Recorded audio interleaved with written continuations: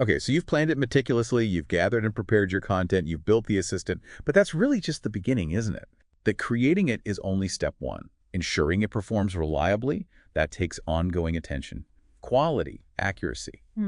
This is all about testing and continuous improvement. Yeah, this phase needs real thought, almost a scientific approach. First, you need to be very intentional about planning your testing strategy. How so? Well, you have to clearly define the assistant's purpose again and what successful performance actually looks like. How will you know it's doing a good job? Right.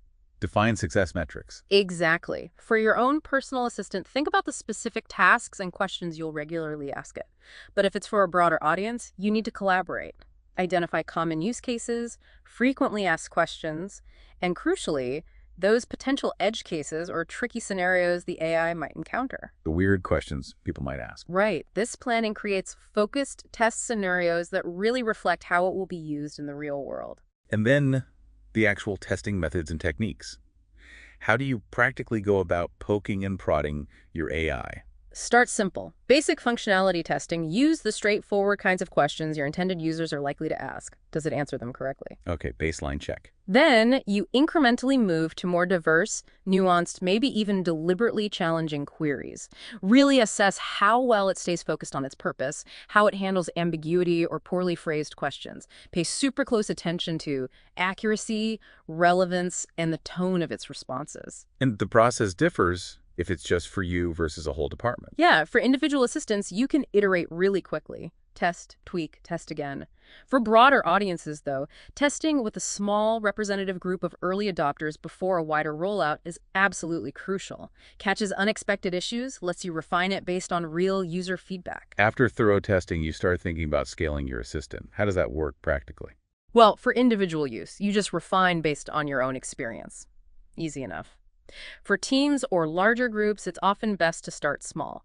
Internal testing within your immediate group, maybe, then gradually expand to a slightly larger pilot group of early adopters. And a phased rollout. Exactly, step by step. This lets you gather robust feedback, make necessary improvements before deploying it widely.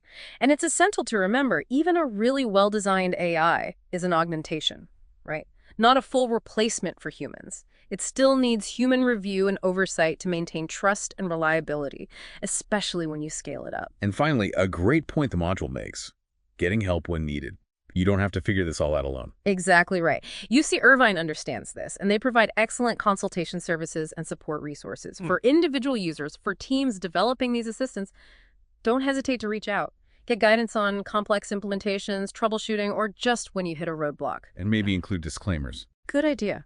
Building in appropriate disclaimers, encouraging users to verify critical information, especially early on, that helps maintain trust and manage expectations. It's about building a robust, supported, and trusted system.